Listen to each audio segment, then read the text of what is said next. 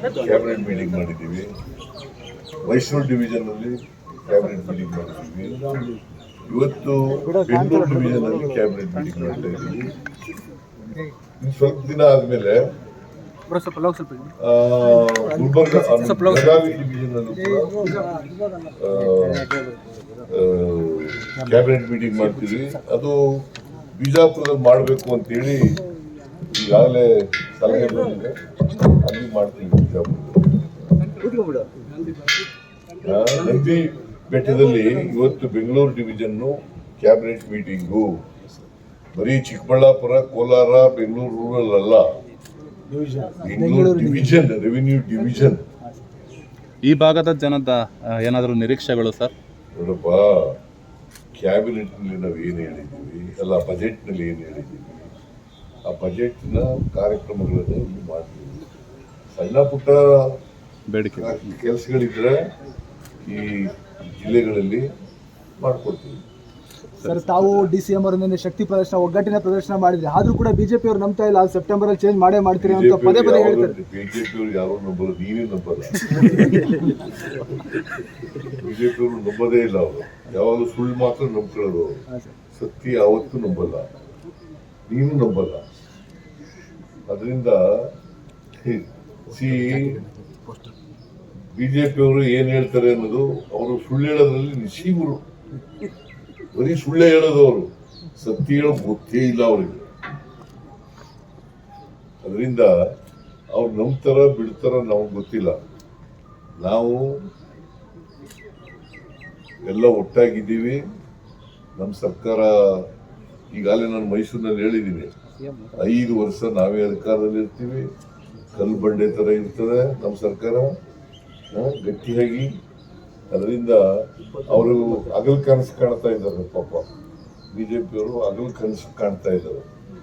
ಅವರು ಅಧಿಕಾರದಲ್ಲಿ ಇದ್ದಾಗ ಏನೂ ಮಾಡಲಿಲ್ಲ. ಏನಾದ್ರು ಮಾಡಿದ್ರ ಇಂಥದ್ದು ಮಾಡಿದೀವಿ ಅಂತ ಹೇಳಿ ನೋಡೋಣ. ನಮ್ಮ DK ಶಿವಕುಮಾರ್ ಹೇಳ್ತಾನೆ, ಸಾಕ್ಷಿ ಗುಡ್ಡೆ ಕೊಡಿ, ಬಿಟ್ಬಿಟ್ಟು ಹೋಗಿ ಅಂತ.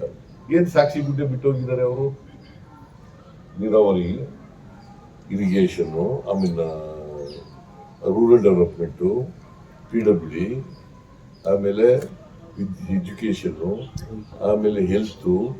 ಎಲ್ಲಿ ಬಿಟ್ಟಿದ್ದಾರೆ? ಯಾವ್ದು ಬಿಟ್ಟಿದ್ದಾರೆ ಹೇಳಿ ನೋಡೋಣ. ಅಧಿಕಾರ 4 ವರ್ಷ ಸರ್ಕಾರದಲ್ಲಿ ಇದ್ರು. ಕುಮಾರಸ್ವಾಮಿ ಒಂದು ಸಮ್ಮಿಶ್ರ ಸರ್ಕಾರದಲ್ಲಿ 1 ವರ್ಷ 2 ತಿಂಗಳಿತ್ತು. ಏನ್ ಮಾಡಿದ್ದಾರೆ ಅವರು? ಏನು ಮಾಡಿಲ್ಲ. ಸುಮ್ಮನೆ ಸುಳ್ಳು ಹೇಳ್ಕೊಂಡು ಜನರಿಗೆ ತಪ್ಪುದಾರಿಗಳಿರ್ತಕ್ಕಂಥ ಪ್ರಯತ್ನವನ್ನ ಮಾಡ್ತಾ ಇದ್ದಾರೆ. ನೀವು ನೋಡಿದ್ರ ನಮ್ಮ 2ನೇ ವರ್ಷದ ಸಾಧನಾ ಸಮಾವೇಶ ನೋಡಿದ್ರ, ಹೊಸಪೇಟೆಯಲ್ಲಿ ಸುಮಾರು 2 ಲಕ್ಷಕ್ಕಿಂತ ಜಾಸ್ತಿ ಜನ ಇದ್ರು. 3 ಲಕ್ಷಕ್ಕಿಂತ ಜಾಸ್ತಿ ಜನ ಇದ್ರು. ಮಳೆ ಬಂದ್ರು ಸಹ, ಮಳೆ ಇದ್ರು ಬಂದಿದ್ರು ಕೂಡ ಇದ್ರು. ಆಮೇಲೆ ಒಳಗಡೆ ಬರಕ್ಕಾಗಲಿಲ್ಲ. ಬಹಳ ಜನ ಸುಮ್ನೆ ಬರ್ತಾರ. 5 ವರ್ಷ ನೀವೇ ಸಿಎಂ ಆಗಿರ್ತೀರಾ ಸರ್? 5 ವರ್ಷ ನೀವೇ ಸಿಎಂ ಆಗಿರ್ತೀರಾ ಸರ್? ಯಾರು? ತಾವು 5 ವರ್ಷ ಸಿಎಂ ಆಗಿರ್ತೀರಾ? ಹೌದು, ನಾನೇ. ಯಾಕೆ ಅನುಮಾನ ಬಂದಿದೆ? ಬಂದಿದೆ? ಬದಲಾವಣೆ ಆಗುತ್ತೆ ಅಂತ ಹೇಳ್ತಾ ಇದಾರೆ ಸರ್. ಯಾರು? ಬಿಜೆಪಿ ಅವರು, JDS ಅವರು. ಅವರು ನಮ್ಮ ಹೈಕಮಾಂಡ್. ಅಶೋಕ್ ಅವರು ಹೇಳ್ತಾ ಇದಾರೆ. ನಮ್ಮ ಹೈಕಮಾಂಡ್ ಏನ್ರಿ ಅವರು? Ashoka is a BJP man, Vijendra is a BJP man ಅಲ್ವಾ? ಹೌದು. Narayana Swamy is a BJP man. ಅವ್ರು ಹೇಳಿದ್ರೆ ನೀವು ಬರ್ದ್ಬಿಡೋರ? ವೆರಿಫೈ ಮಾಡ್ಬೇಕಾ ಬೇಡ?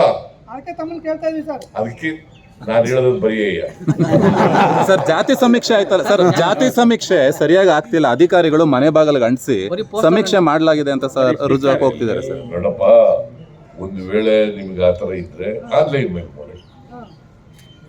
ಆನ್ಲೈನ್ ಮಾಡಕ್ಕೆ ಏನಾದ್ರು ತೊಂದರೆ ಇದೆಯಾ? ತೊಂದರೆ ಇದೆಯೇನ್ರಿ? ಅಲ್ಲ, ಆದ್ರೆ ಕೆಲವು ಕೇಳಪ್ಪ, ನಿಮ್ಗೆ ಏನಾದ್ರು ತೊಂದರೆ ಇದೆಯಾ? ಆನ್ಲೈನ್ ಕಳಿಸ್ಕೊಡ್ಲಿಕ್ಕೆ ನಿಮ್ಗೆ ಏನ್ ತೊಂದರೆ? ಹೇಳು. ನಿಮ್ಗೆ ಆನ್ಲೈನ್ ನಲ್ಲಿ ಅಕ್ಸೆಪ್ಟ್ ಮಾಡ್ತೀವಿ, ಮನೆಗೆ ಹೋದ್ರೆ ಅಕ್ಸೆಪ್ಟ್ ಮಾಡ್ತೀವಿ, ಮೀಟಿಂಗ್ಗಳಲ್ಲಿ ಅಕ್ಸೆಪ್ಟ್ ಮಾಡ್ತೀವಿ. ಯಾವ್ದಾದ್ರು ಈ ದಾರಿಗಳಲ್ಲಿ ಯಾವ್ದಾದ್ರು ಒಂದು ದಾರಿನಲ್ಲಿ ನೀವು ನಿಮ್ಮ ಜಾತಿ ಹೇಳ್ಕೋಬೇಕು. ಅದು ಪರಿಶಿಷ್ಟ ಜಾತಿ ಮಾತ್ರ. ಪರಿಶಿಷ್ಟ ಜಾತಿ 101 ಜಾತಿಗಳಿದೆ. ಪರಿಶಿಷ್ಟ ಜಾತಿ, ಪರಿಶಿಷ್ಟ ವರ್ಗ. ಈ ವಿಡಿಯೋ ನಿಮಗೆ ಇಷ್ಟವಾದಲ್ಲಿ ಲೈಕ್ ಮಾಡಿ, ಶೇರ್ ಮಾಡಿ, ಸಬ್ಸ್ಕ್ರೈಬ್ ಮಾಡಿ.